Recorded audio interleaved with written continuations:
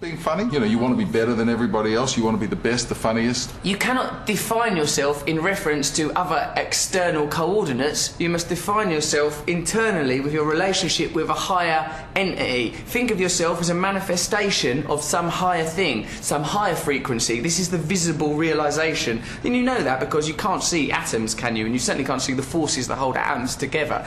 There, in the micro-quantum world, Richard, lie the answers to everything.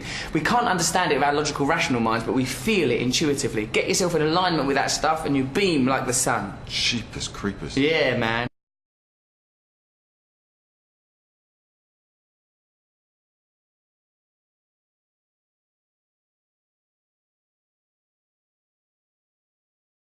A few months ago, I understood suddenly how thought was just an illusory thing, and how thought is responsible for, if not all, most of the suffering we experience.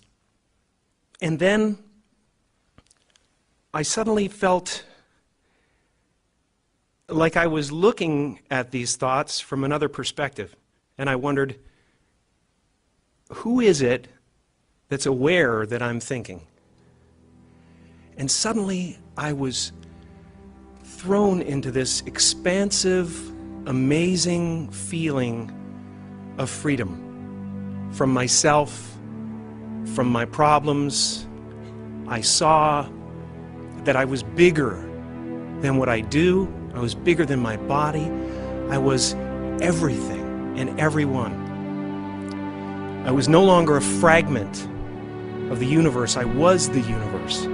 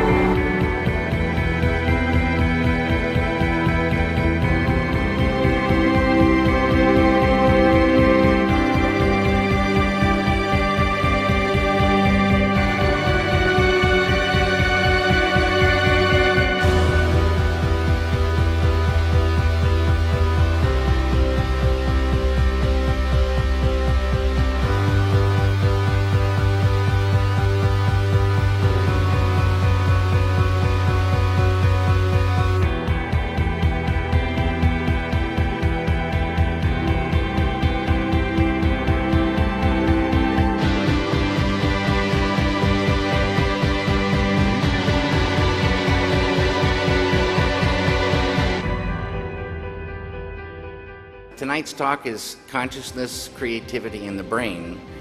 And if you have a golf ball size consciousness, when you read a book, you'll have a golf ball size understanding. When you look out, a golf ball size awareness. And when you wake up in the morning, a golf ball size wakefulness. But if you could expand that consciousness, then you read the book, more understanding. You look out, more awareness, and when you wake up, more wakefulness. It's consciousness. And there's an ocean of pure, vibrant consciousness inside each one of us.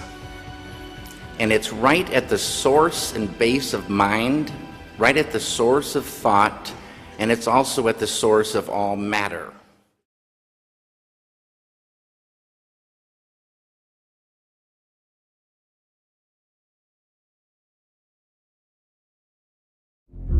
What is the self? Most of us share a strong intuition that our own self is an irreducible whole, that there must be some place in our brain where our perception and our sensation all get together and create thoughts and imagination and define our future.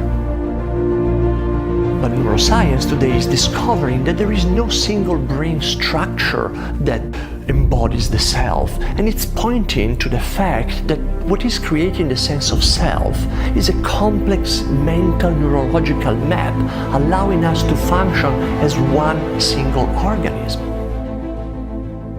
Biology tells us that the human body is actually an ecosystem of trillions of bacteria, microbes, viruses, all with their evolutionary agenda.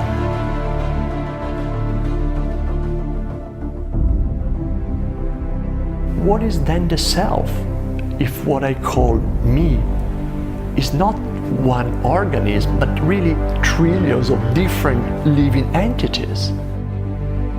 And look at the internet, this amazing web of connection in which each one of us is like a neuron, giving input and receiving information as much as viruses and bacteria are doing inside our body. Body and mind, our skin, can no longer be used to define the boundary of ourself. We are all connected with nature, with billions of people.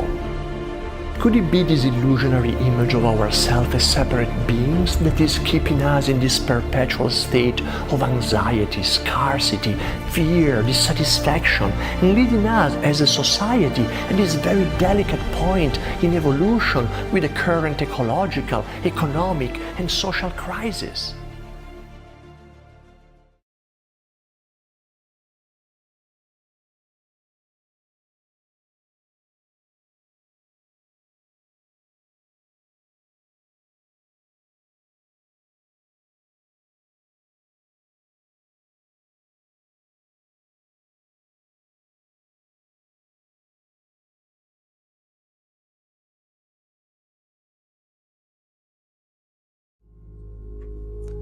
Mr. Emoto decided to see how thoughts and words affected the formation of untreated distilled water crystals by typing words onto paper and then taping this paper onto glass bottles overnight. This photo shows the effects of the words, "Thank you." This next photo shows the effects of the words, "Love and Appreciation." This photo shows the effects of the words, "You make me sick, I will kill you." And here we can compare the effects of "thank you" with the "you make me sick, I will kill you." Very, very different geometric forms being incurred through the intention. Now this photo is of a very polluted and toxic water from the Fujiwara Dam. Here now is the same water from the Fujiwara Dam after a Buddhist monk had offered a prayer over it. Prayer, that sound coupled with intention, seems to have an extraordinary ability of restoring water to its natural, harmonious, geometric symmetry. What is the physics of consciousness? We can ask that question today. What is consciousness? Where does it come from? What are the origins of consciousness? What are the limits of human potential? We're in a position to actually answer that now, I believe, although there's certainly not consensus yet in the scientific community about that. But with the real cutting-edge knowledge, the discovery of the unified field, the so-called superstring field, we now understand that life is fundamentally one. At the basis of all life's diversity, there is unity. At our basis, you and I are one.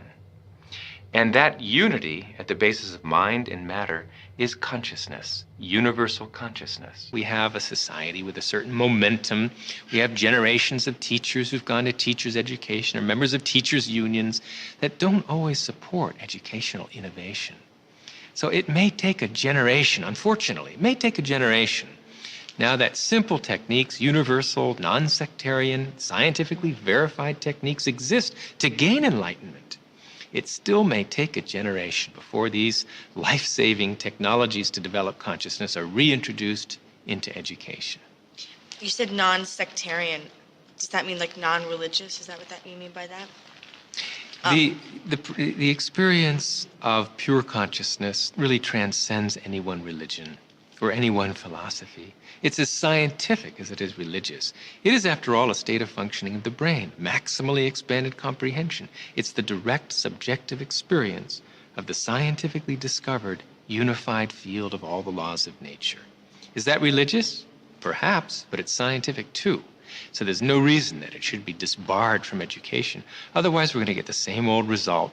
5% development of our mental potential, another generation of war and terrorism and human cruelty. And that'll go on forever until the experience of life's essential unity is bestowed and the brain is properly developed. Our true consciousness does not exist in our brains or in our bodies. But this illusion of our individual bodies, along with the misinformation of our true origins, has manifested the idea that we all think independently from one another. With this misunderstanding, it would seem impossible to scientifically explain telepathy, clairvoyance, spiritual mediums, and other phenomena dealing with transferring information between sources without physical means of communication. But when you understand that there is a common spiritual bond between all things in the universe, and that we are all part of one divine intelligence, no phenomena is unexplainable. The blank matter within the most basic building blocks of perceivable existence is malleable and molded by intent. This means that consciousness shapes our reality. This seems difficult to accept for most, and it is quite understandable. In modern times, we are taught from an early age how to think rationally and tangibly. This is a very left-brain method of education, and it has more harmful effects than it's given credit for. The left brain deals with logic, details, facts, patterns, practicality, science, and math, as the right brain deals with feeling, intuition, symbols, images, risk-taking, philosophy, and religion. With a deliberate push for government-controlled educational curriculums, generation after generation of the youth are being taught to focus only on the facts, figures, and numbers. Repetition is used to train children subconsciously to accept what they're learning. Children aren't rewarded for questioning the validity of the information they receive. They are ridiculed. However, the children who blindly accept the information as true and merely regurgitate the information on command when it is time to take a test, those children go on to become the decision makers in our government, law, medicine, business, and every other occupation with power and prestige.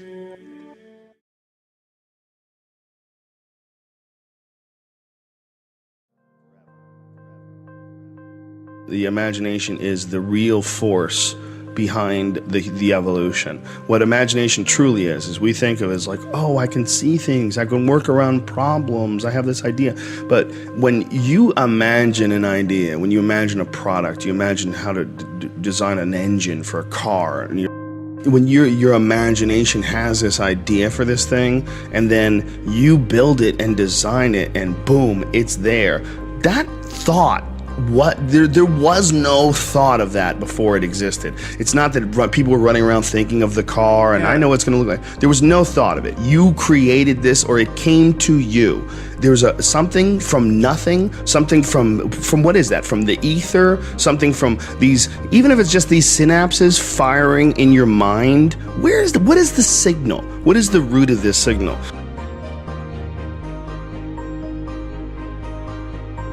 It is possible that the imagination is something that is information that is out there, like the idea of the Akashic records, the idea of that there's shit out there, and that what we are is little antennas, and that when we tune into something, if we pick up this signal for the engine, and someone picks that up, excellent. Once that piece is in place, and then it flowers and blossoms like a Fibonacci sequence on a fucking a sunflower. It all bursts out, exponentially in certain directions, and then that starts creating more inventions which also burst out. But all of them emanate in the imagination initially. All of them have to be thought up. All of them have to be created by the human mind.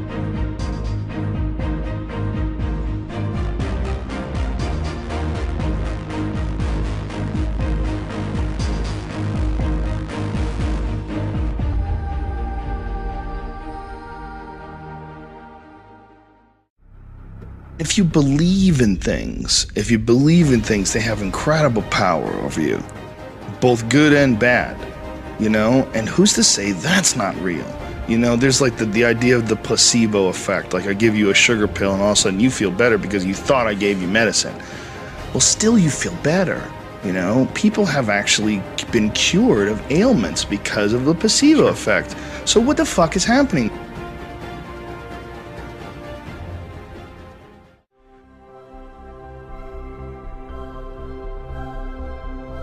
I'm not sure what this is, and I don't think you are either. I think you can pretend that you're sure because it makes you feel better at night, and you can pretend that everything that you can't hit with a hammer isn't real, and it's just your imagination. It's just what the fuck is consciousness, man? What is this? What is life? What is this idea that, oh, I'm gonna call Bert Kreischer and ask him to come over to my house, and Bert somehow or another navigates his way through space and time and arrives at my doorstep, and us friends get to communicate, and we're talking into some fucking thing that takes all of our voice and all the shit that we say and throws it through some internet and breaks it down to ones and zeros, where it's then interpreted by other people's computers in real time.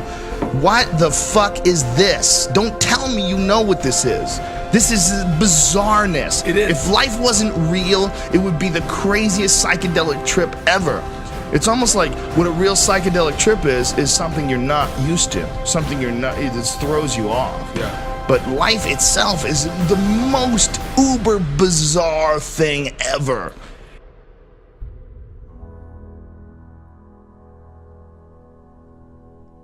Branches were sold by the color of green.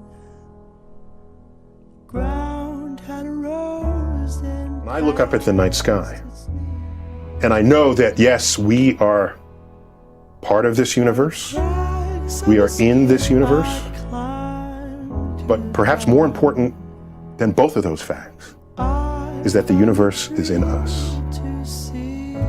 When I reflect on that fact, I look up. Many people feel small because they're small and the universe is big, but I feel big because my atoms came from those stars. There's a level of connectivity. That's really what you want in life. You want to feel connected. You want to feel relevant. You want to feel like you're a participant in the goings-on of activities and events around you. That's precisely what we are, just by being alive.